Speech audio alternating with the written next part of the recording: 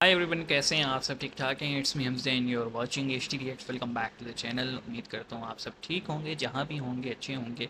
और अगर चैनल पे आप पहली बार आए हैं तो सब्सक्राइब कर लीजिएगा, बेल आइकन प्रेस कीजिएगा, हमें सपोर्ट कीजिएगा।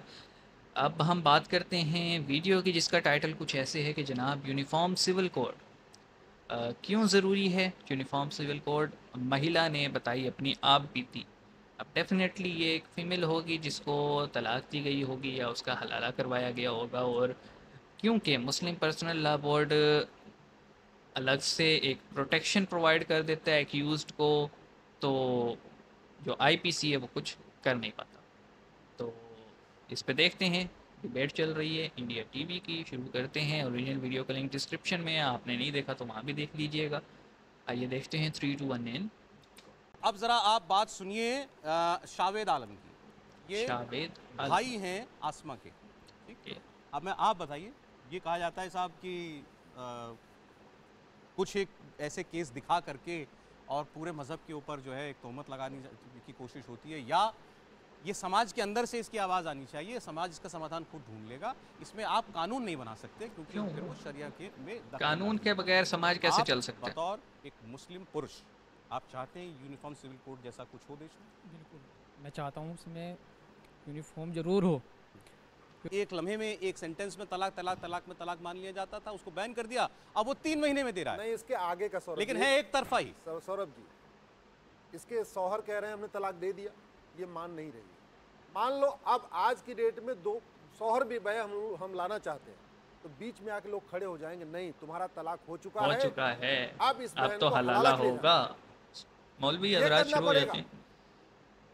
आप जरा सोचिए, अगर एक बार वो चाहे भी दोबारा इसको ले जाना तो दोबारा नहीं ले जा सकता। मैं क्या गलत बोल रहा हूँ? आप बताइए जरा, यहाँ बैठे हुए मौलवी आ जाते हैं ना कि तुमने तो तलाक दे दिया था, हलाला होगा। जी जी बिल्कुल, ये मुस्लिम जो महिलाएं हैं उनको बहुत ज़्यादा उत्पीड़न होता है। हलाला बस यही जानती है क्या इन पे गुजरती है सर। एक पुरुष ने अगर तलाक दे दिया, उसके बाद अगर वो दोबारा उसको अपनाना चाहता है अपनी वाइफ को, तो वाइफ को हलाला से गुजरना नहीं। नो, मैं तो इनसे बात अब ये आपके सामने कह रहे हैं। हलाला को भी वैसे ही कंफ्यूज कर दिया गया सर। एक मिनट, अच्छा मौलाना साहब बोले, कुछ बताइए। कुछ कह रहे हैं आपसे ही कुछ कह रहे हैं। बीवी बनेगी और फिर हलाला करके वो निकाह करेगा, उसकी भी बीवी, फिर वो मजे उड़ाएगा और फिर तलाक देगा।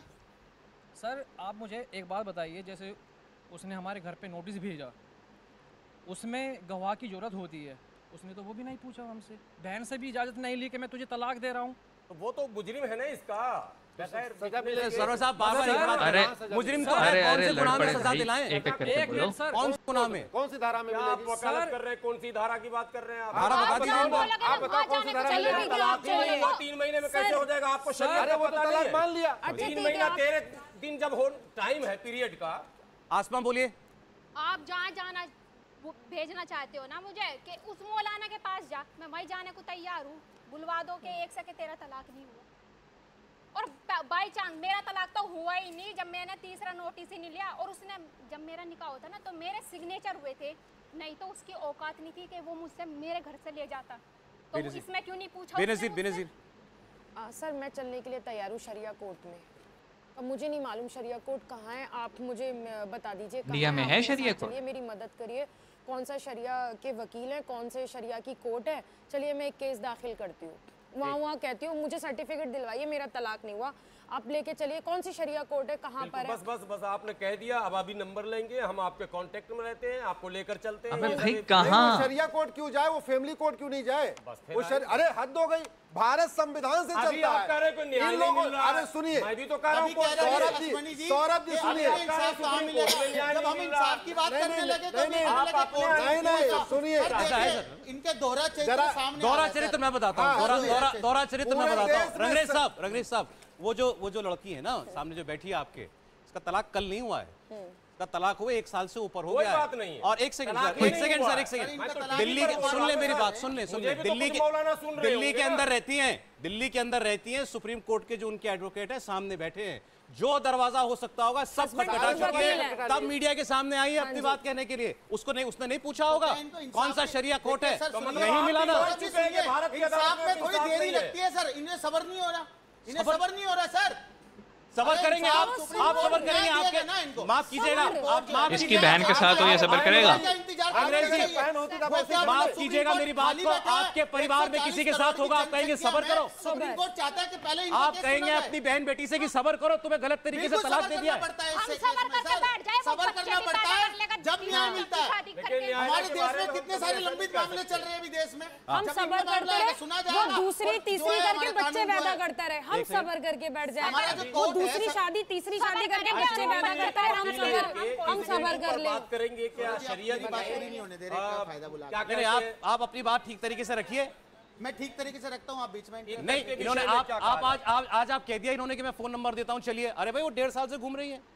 तो सर जब इनकी कनेक्टिविटी नहीं है सर, कनेक्टिविटी का क्या मतलब है? अरे फोरम बताओ ना, कहाँ लेके जा रहे हैं? ये ना सुनिए ना, दफा बताइए आप। अच्छा सुनिए, इनके साथ गलत हुआ तो कौन से कानून में सजा दिलाए अपने हस्बैंड को? जब दो फैमिली में शरीयत शादी होती है ना, होगा। तो दोनों लोग सा है? जिम्मेदार लोग मिलकर शादी होती है सर। फैमिली के लोग ये अभी दूसरे चैनल पे कह रही थी कि मैं तो मुझे नहीं पता दूसरे चैनल पे क्या बात की, यहाँ की बात कीजिए, यहाँ की बात मैं बताना चाह रहा हूँ, जब ये इनकी फैमिली उनकी फैमिली को जानती है, बैठ के बात होती है सर हमारे में। अगर बात नहीं बनती, वो बताते हैं कि हमारी लड़की के शादी में इतना पैसा खर्च हुआ। सर सुनिए, सर मेरी बात पूरी होने दीजिए। अगर सर वो कहते हैं कि गारंटी तो किसी चीज की नहीं है सर। साहब आप क्या एक एक करके डिबेट कम, चिकम चिल्ली ज़्यादा हो रही है। यार देखो, इस पूरे मैटर का ना एक्चुअली प्रॉब्लम क्या आ जाती है, क्योंकि जो उलमा है ना, जो मौलाना हजरात हैं, वो एक चीज़ का नाम रखते हैं जिसका नाम है फतवा। आज वो जिस चीज़ को गलत कह रहे हैं ना, 10 साल बाद 15 साल बाद एक फतवा आ जाएगा और वो चीज़ जायज़ हो जाएगी। एग्जांपल देता हूँ आपको। आज से कोई 20-22 साल पहले जब पाकिस्तान में भी जो है ना केबल टीवी और इसका ट्रेंड शुरू हुआ सेटेलाइट टीवी का, तो जितने मौलवी थे ये कहते थे जी टीवी तो हराम है, टीवी देखना ही जायज़ नहीं है, खबरें देखना भी जायज़ नहीं है। और जनाब नामहरम जो है ना, घर घर में नामहरम खबर सुनाएगी, नामहरम को तो आवाज़ भी अपनी नहीं सुनानी चाहिए। हराम हराम हराम रट लगा रखी थी। आज आप देख लें, रमज़ान ट्रांसमिशन होती है, तमाम उलमा बैठे होते हैं, होस्ट एक फ़ीमेल होती है, ऑडियंस में कई फ़ीमेल कई मेल इकट्ठे जुड़ के बैठे होते हैं। कहाँ गया हराम हराम का रट? जस्ट बिकॉज कि थोड़ा कमर्शलाइज हो गया। अब उलमा को बुलाने के पैसे भी मिलते हैं, उलमा को अपना फेस दिखाने का मौका मिलता है, और फिर लोग इंस्पायर होके इनके दरगाह पे जाते हैं और इनके कॉन्टेक्ट बनते हैं, इनको चंदा मिलता है, तो अब जायज़ हो गया। कोई पूछ ले इनसे तो जी अब इस मीडियम को भी जो है ना हम दीन की तबलीग के लिए इस्तेमाल करें। ओके फाइन, करो यार जो करना है करो, लेकिन फतवों को और इन मैटर्स को अपने पर्सनल फ़ायदे के लिए तो मत यूज़ करो। अब ये जो बंदी है, ये जो कह रहा था कि जी तलाक नहीं हुआ नहीं हुआ नहीं हुआ, शरिया कोर्ट लेके जाएंगे। इंडिया में शरिया कोर्ट है? मुझे तो नहीं लगता है। और अगर हो भी तो किस कानून पे शरिया कोर्ट चल रही है? मुस्लिम पर्सनल लॉ बोर्ड के कानून पे या इंडियन कॉन्स्टिट्यूशन? किस पे? कॉन्स्टिट्यूशन पे चल रही है या नहीं, हमें क्या पता। अच्छा, उसके बाद आप कैसे उस बंदे को रोक रहे हो? क्या मैकेनिज़्म क्या है कि वो जनाब दूसरी शादी नहीं करेगा जब तक उसका ये डाइवोर्स का मैटर क्लियर नहीं होता? क्या इसका कोई है प्रोसीजर? और अगर हो भी, चलो अब तलाक हो गई, मर्द कह रहे जी मैंने वापस लेना है, औरत चिट्ठी इनकार है मैंने जाना ही नहीं है, आप कैसे फोर्स करोगे उसको?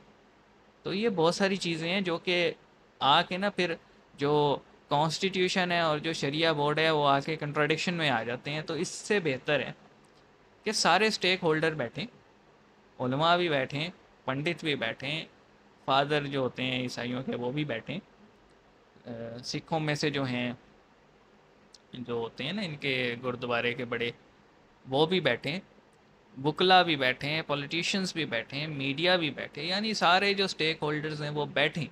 और बैठने के बाद हर कोई इन मैरिज पे और डाइवोर्स पे अपनी अपनी राय दे, और फिर मुझे पक्का यकीन है जब सुकून से बैठ के सब अपने अपने पर्सपेक्टिव रखेंगे तो एक यूनिफॉर्म पैटर्न निकल आएगा और वो इम्प्लीमेंट कर दिया जाए कि जनाब ये होगा, इसी पे चलना है, अगर पसंद है तो ओके, नहीं तो ना आपकी मैरिज रजिस्टर होगी, ना आपके बच्चे रजिस्टर होंगे, ना आपको जो है सिटीज़नशिप मिलेगी आगे आपके बच्चों को, या आप अगर अपनी मर्ज़ी से अपने कानून के हिसाब से मैरिज करेंगे तो अगर आप यूसीसी पे चलेंगे तो ओके, नहीं तो ये आपको जो बेनिफिट्स मुफ्त में मिल रहे हैं ये नहीं मिलेंगे।